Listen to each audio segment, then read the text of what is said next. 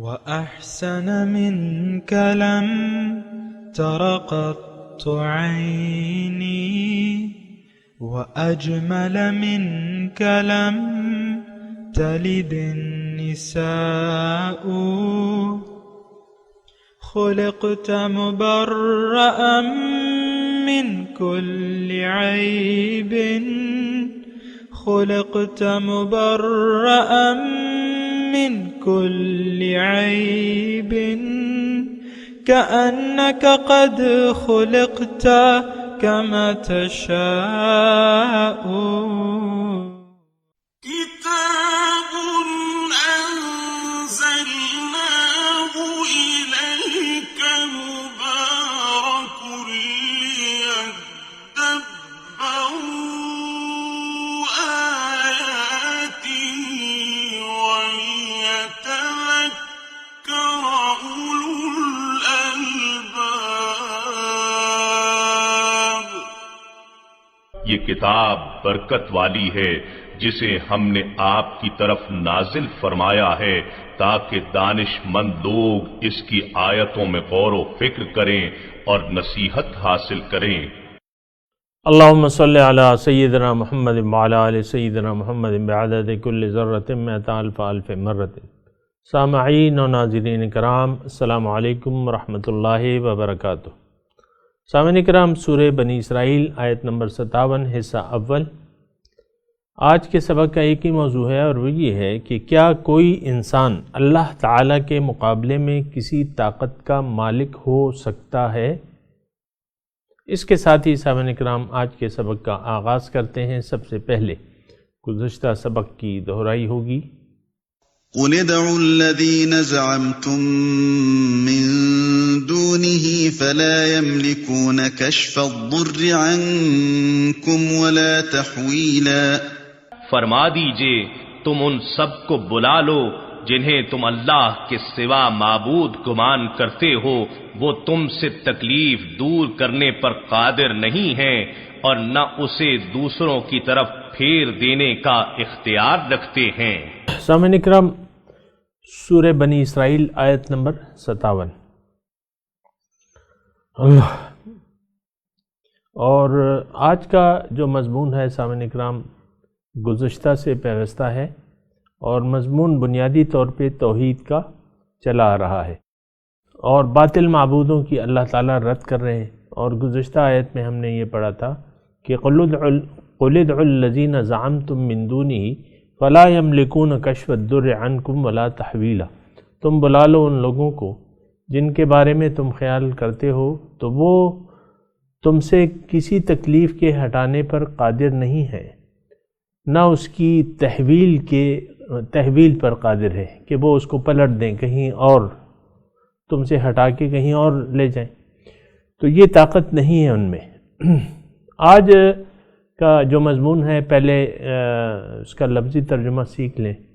اولئک الذین یدعون، یہ ان لوگوں کو پکارتے ہیں یبتغون الی ربہم الوسیلۃ، جو ڈھونڈتے ہیں اپنے رب کی طرف وسیلہ، ایہم اقرب، کہ کون زیادہ قریب ہے، وَيَرْجُونَ رَحْمَتَهُ، اور وہ اپنے رب کی رحمتوں کے امیدوار ہیں، وَيَخَافُونَ عَذَابَهُ، اس کے عذاب سے ڈرتے ہیں، اِنَّ عَذَابَ رَبِّكَ كَانَ مَحْذُورًا، بے شک آپ کے رب کا عذاب ہے اس قابل کہ اسے ڈرا جائے.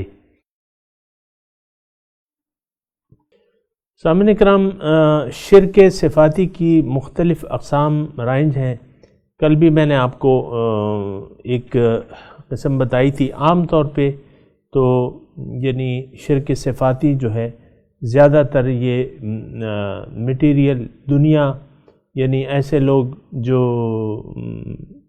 تعلقات کو، مثال کے طور پہ تعلقات کو یعنی اللہ کے علاوہ، یہ ذرا بات غور سے سن، اجمالی طور پہ میں بیان کر رہا ہوں کہ آپ مخلوق سے کسی بھی قسم کی توقع لگا لیں اور یہ سمجھیں کہ یہ مخلوق ذاتی طور پہ اس صفت کی حامل ہے کہ یا مجھے تکلیف پہنچائے اللہ کے مقابلے میں، اور یا مجھ سے تکلیف دفع کرنے پہ قادر ہے یا مجھے فائدہ دینے پہ قادر ہے، تو یہ شرک صفاتی۔ اب اس شرک صفاتی میں آپ کو میں نے بتایا تھا، مثال کے طور پہ آپ نے کرسی اقتدار کو ذاتی طور پہ فائدہ پہنچانے والی چیز سمجھ لیا، کرسی اقتدار کو، یعنی اقتدار کو، یعنی طاقت کو۔ آج دیکھیں نا کتنی بڑی سیٹوں کے لیے، گورنمنٹ کی بڑی بڑی جابوں کے لیے کتنی ہم حریص ہوتے ہیں۔ آپ کو معلوم ہے کہ یعنی بعض جگہ پہ تھانے بکتے ہیں۔ تھانے بکنے کا کیا مطلب ہے کہ آپ تھانہ خرید لیتے ہیں، ایک تھانے دار جو ہے تھانہ خرید لیتا ہے 50 لاکھ میں، 10 لاکھ میں، کروڑ میں، یا جو بھی اس کی قیمت لگتی ہے وہ تھانہ خرید لیتا ہے، یعنی اپنی ٹرانسفر پیسے دے کے وہاں اپنی ٹرانسفر کرا لیتا ہے۔ وہ یہ سمجھتا ہے کہ یہ تھانہ جو ہے یہاں سے میری بڑی آمد ہوگی، اور پھر وہ پیسے نکالتا ہے۔ یعنی آپ نے تھانے دار نے ایک تھانے سے یہ توقع لگا لی کہ یہ اللہ تعالیٰ کے مقابلے میں اگر اللہ نہ بھی چاہے تو یہ تھانہ مجھے فائدہ دے گا، تو اس لیے وہ اس نے ایک حرام ذریعہ استعمال کیا کہ جو مناسب نہیں تھا، لیکن اس نے رشوت دے دی، تھانہ بک گیا۔ مثال کے طور پہ عرض کر رہا ہوں، ورنہ میرا اس سے کوئی نہیں ہے کہ تھانے بکیں یا نہ بکیں۔ یا آپ دیکھیں لوگ جتنے بھی پبلک سروس میں ہیں تو وہ عام طور پہ بڑے عہدوں کے لیے اپلائیاں کی جاتی ہیں، یا انسان اگر چھوٹی سروس میں آ بھی جائے تو وہ چاہتا ہے کہ میں مزید ترقی کروں، تو وہ یہ سمجھتا ہے کہ میں اونچی سیٹ پہ پہنچ کے بہت سارا اختیار ہوگا، وہ مجھے فائدہ دے گی۔ آج کل دیکھ لیں، سیاست تو آپ کے سامنے بالکل واضح ہے، سیاستدان یہ سمجھتے ہیں۔ دیکھیں یہ سیاست کیا ہے، یہ ایک یعنی ایز اے ہول آپ دیکھیں کہ وزارت عظمیٰ یعنی طاقت کا جو بڑی سیٹ ہے اس تک یہ جد و جہد ہے، محنت ہے، بہت سے لوگ کوشش کرتے ہیں، اور اس طرف یعنی کوشش یہ کرتے ہیں کہ ہم اقتدار کے منبع تک پہنچ جائیں۔ پھر اس کے لیے آپ دیکھیں کہ کون کون سے حربے استعمال نہیں کیے جاتے۔ الیکشن میں حربے ہوتے ہیں وہ آپ کو اچھی طرح معلوم ہے کہ دھاندلی کے کیا کیا ذرائع ہیں۔ اس پہ یعنی سارے سیاستدانوں نے باقاعدہ ریسرچ کی ڈگریاں لی ہوئی ہیں، ریسرچ کی ہوئی ہے کہ ایسا ہونا چاہیے، ایسا تو ایسا ہو جائے گا۔ بہرحال تو میرا مقصود یہ ہے کہ وزارت عظمیٰ کی دوڑ ہے، یعنی جو بڑی چند پارٹیاں ہیں تو اس میں وزارت عظمیٰ کی دوڑ ہے۔ آج دیکھیں، میں نام نہیں لیتا، ایک پارٹی اقتدار میں ہے، باقی تقریباً 2 پارٹیاں باہر ہیں اقتدار سے، اور ان کی دوڑ جو ہے وہ وہاں تک ہے۔ پھر آپ کے بعض مذہبی پارٹی ہے، انہوں نے بھی خواہ کی توقع لگا ہے کہ ہم انقلاب لائیں گے، میں نام نہیں لیتا، آپ کو اچھی طرح معلوم ہے، تو وہ ہم وہاں سیٹ پہ پہنچ کے جو ہے وہ سارا انتظام کریں گے۔ تو یہ مطلب یہ ہے کہ آپ سمجھتے ہیں کہ میں اقتدار کے منبع تک پہنچ کے بہت سارا فائدہ حاصل کر لوں گا، جو بھی آپ کے ذہن میں ہے، میں تو اس پہ کوئی کہ میں خود بھی مستفیض ہوں گا، اور میرے کارکن اور سارے پارٹی کے کارکن آپ کے ساتھ زور لگاتے ہیں کہ میرا لیڈر ہے وہ وزیر اعظم بن جائے۔ میں ان 2-3 پارٹیوں کی میں تذکرہ کر رہا ہوں سامعین کرام۔ تو آپ نے اقتدار کو سمجھ لیا ایک فائدہ دینے والی چیز، اور اسی سے امیدیں وابستہ کر لیں، اور سارا زور ایڑی چوٹی کا زور اس طرف لگا دیں۔ اقسام میں تذکرہ کر رہا ہوں سامعین کرام شرک کی، کہ آپ غیر اللہ کو، ما سوی اللہ کو نفع یا نقصان پہنچانا والا سمجھ کے پھر اس کو حاصل کرنے کے لیے ایڑی چوٹی کا زور لگا دیتے ہیں۔ اب مذہبی طور پہ آپ دیکھیں، بعض نیک لوگ کی عبادت کی گئی ہے، یہ قرآن مجید میں تذکرہ آیا ہے، یہ بعل بت تھا، اور ود تھا، سواع تھا، یغوث تھا، یعوق تھا، اور نصرہ بت تھے۔ یہ سب کیا تھے؟ یہ نیک لوگ تھے. لوگوں نے ان کو اپنا خدا بنا لیا تھا، ان کے بت بنا کی عبادت کرتے تھے اور سمجھتے تھے کہ اللہ تعالیٰ کے پاس جو ہے یہ ہمارا وسیلہ بن جائیں گے اور ہمیں اللہ کے قریب کر دیں گے. تو یہ ایک جہالت ہے. بہرحال اس پہ میں تھوڑی سی بات کر رہا ہوں کیونکہ آج کا مضمون بھی اسی بارے میں ہے کہ نیک لوگوں کو یعنی نیک لوگوں کو مقرب خدا سمجھ کے ان کی عبادت کی جائے تو یہ تو حرام ہے. اور دیکھیں عیسائی جو ہے عیسیٰ علیہ السلام پہ گمراہ ہو گئے.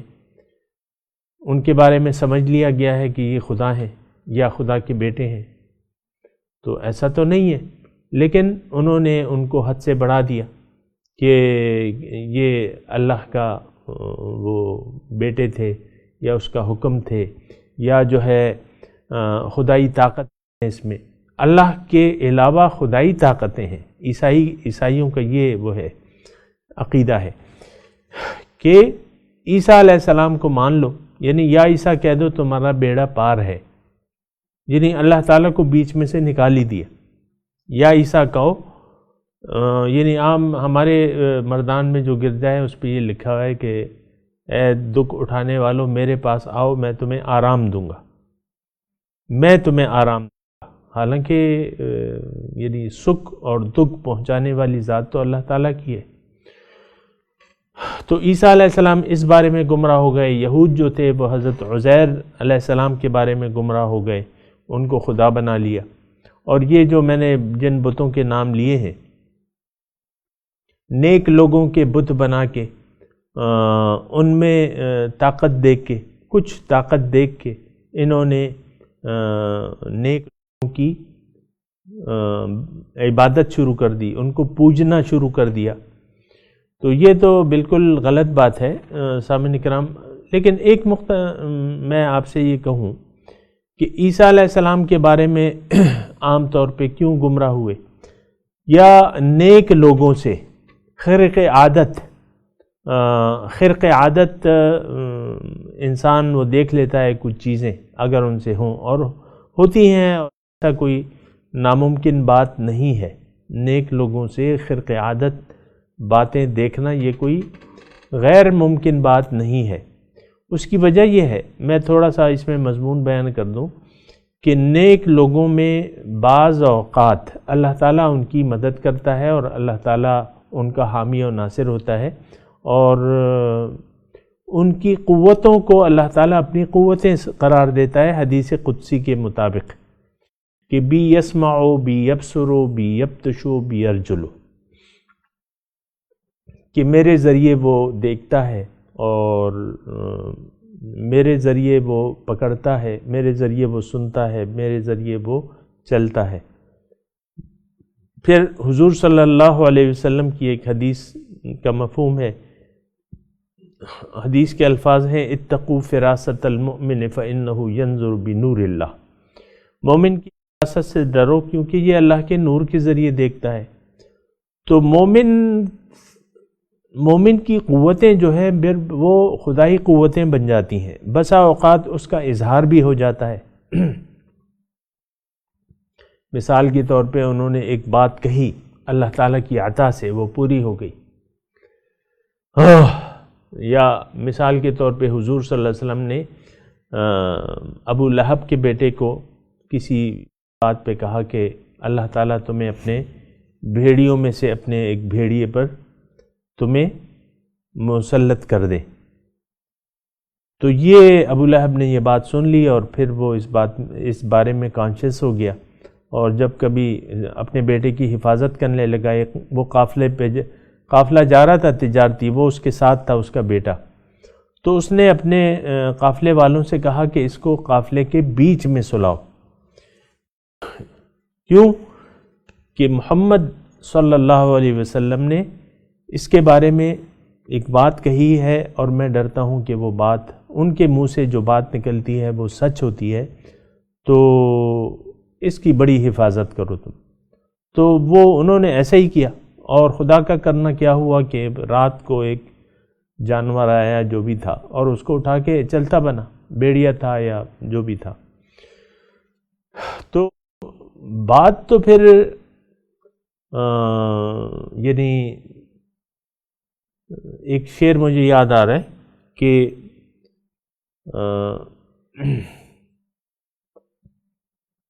گرچہ از حلقو میں عبداللہ بوت، یہ اس کا یعنی پہلا شعر مجھے یاد نہیں آ رہا کہ ہاں یاد آ گیا، گفتگو اللہ بوت گرچہ حلقو میں عبداللہ بوت،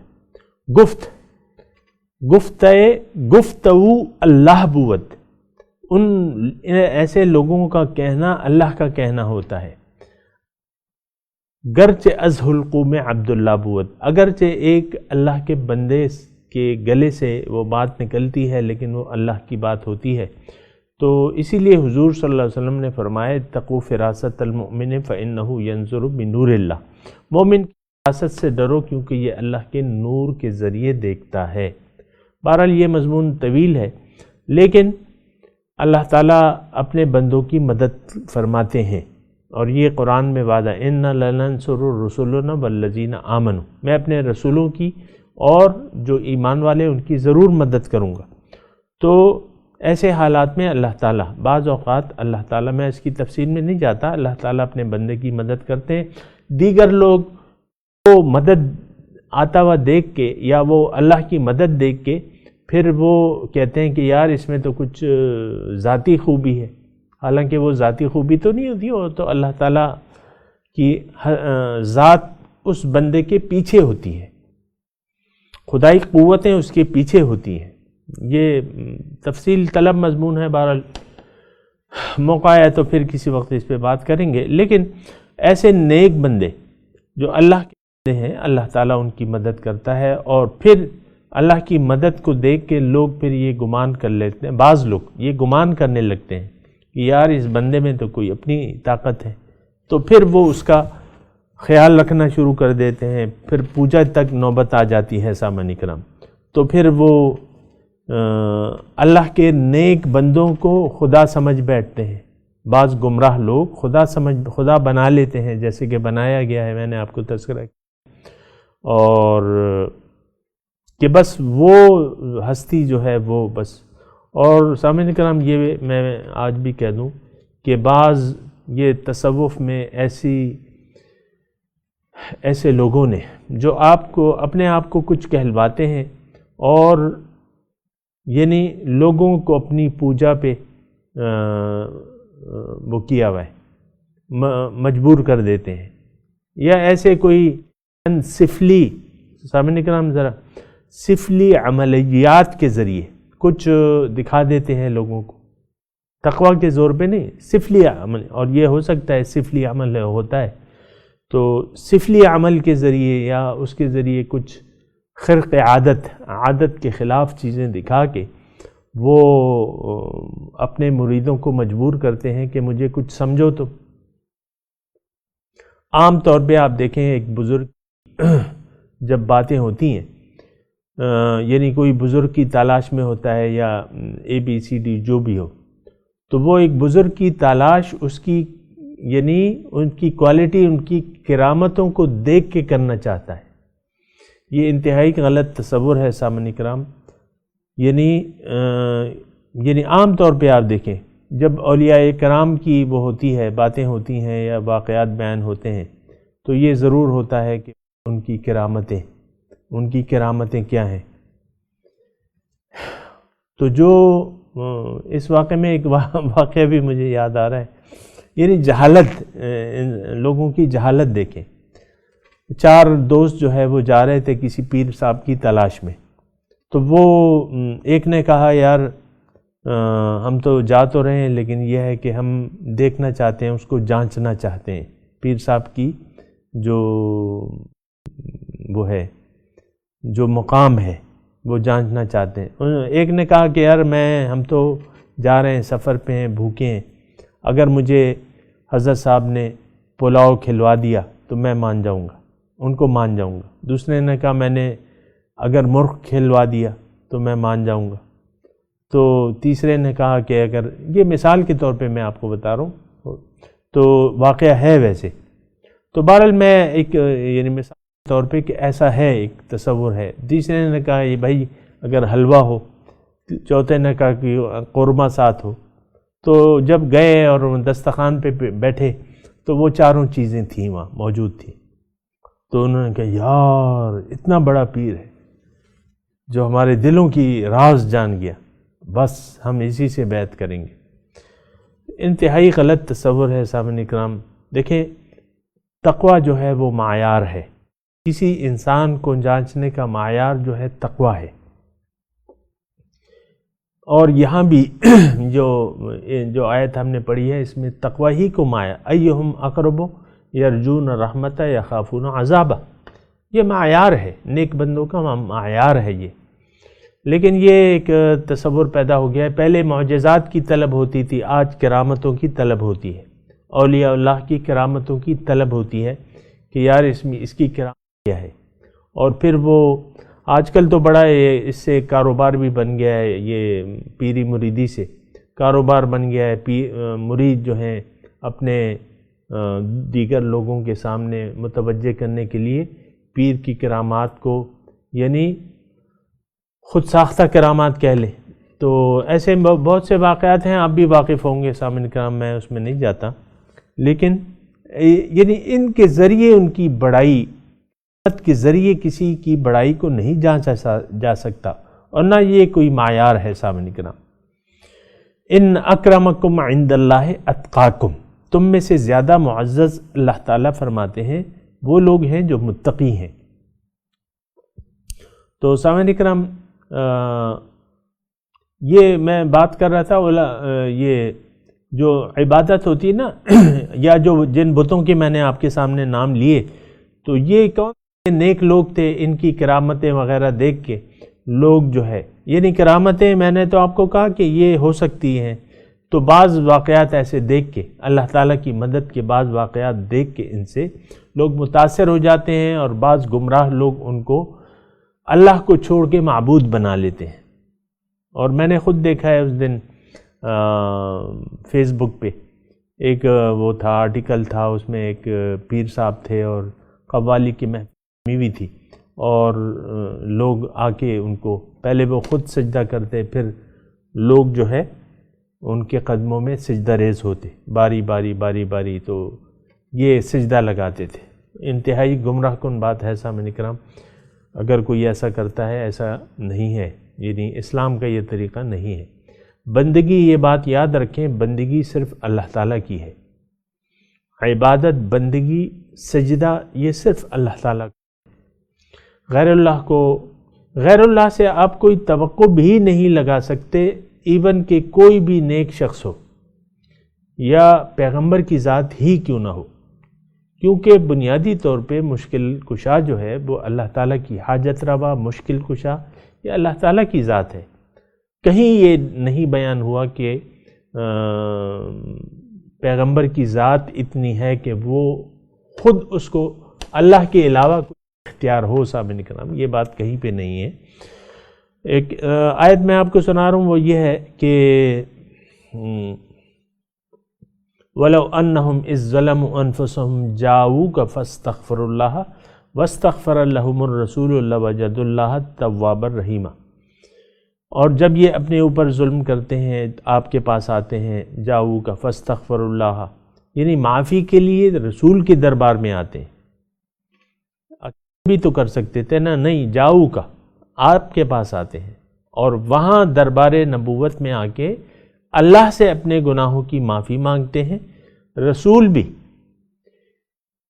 ان کے لیے وہاں اللہ تعالیٰ سے معافی مانگتے ہیں، لَوَجَدُوا اللَّهَ تَوَّابًا رَحِيمًا، تو یقیناً اللہ تعالیٰ کو وہ بخشنے والا مہربان پائیں گے اس وقت۔ تو رسول کی ذات، یہ ساری صفات، یہ نوٹ کر لیں سامعین کرام، بندوں میں ساری صفات جو ہیں، سارے کمالات عطائی ہیں۔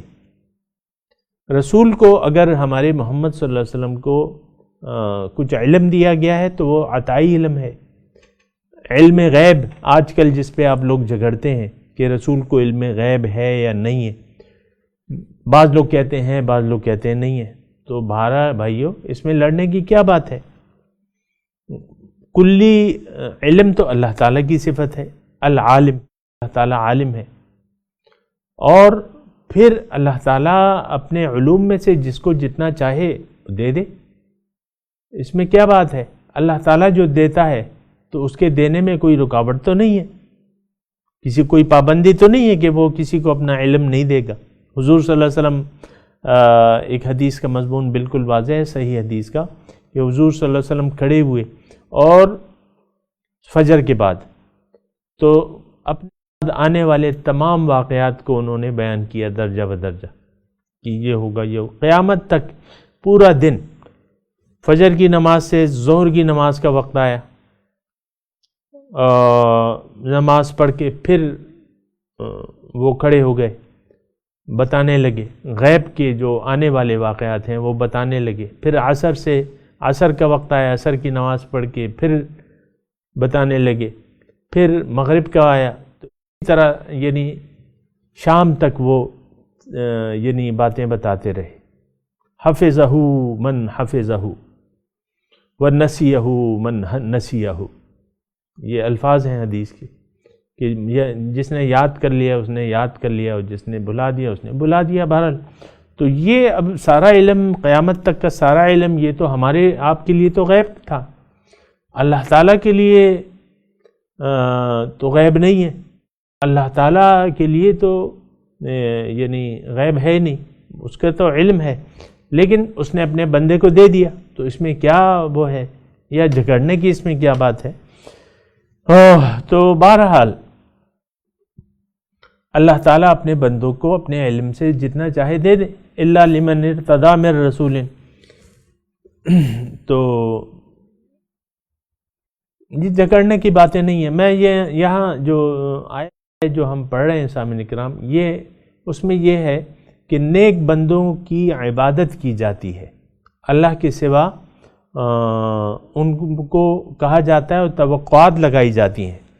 جیسے کہ مشرکین مکہ جو ہے وہ مطالبہ کرتے تھے حضور صلی اللہ علیہ وسلم سے کہ آپ جو ہے یہ کر دیں، وہ کر دیں، یہ کر دیں، وہ کر دیں. بہرحال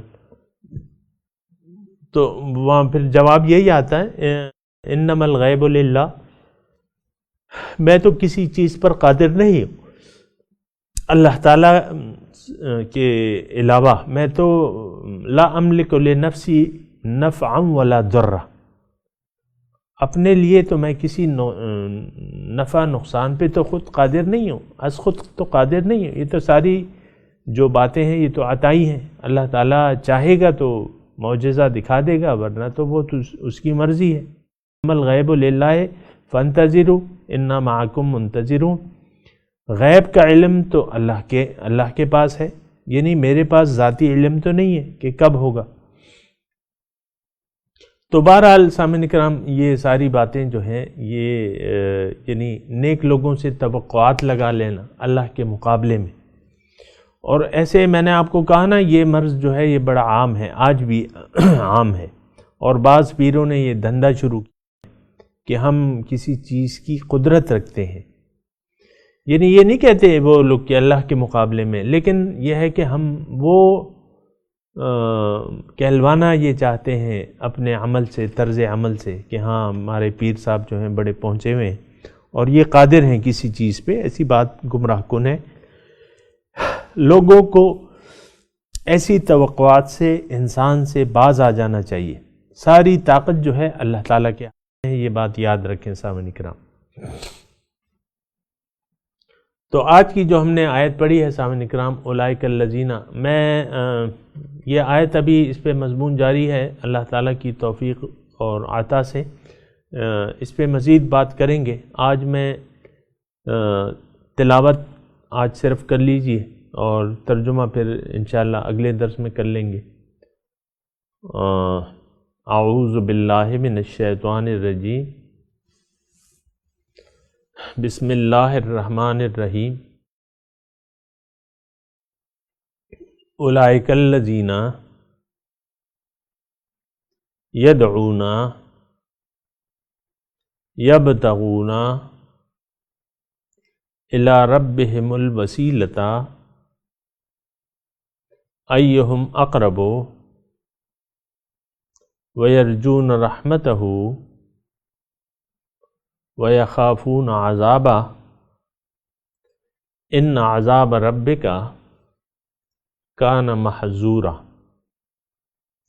اس کے ساتھ ہی سامعین کرام آج کے درس کی جو آیت ہم نے پڑھی ہے اس کی تلاوت اور ترجمہ سنتے ہیں۔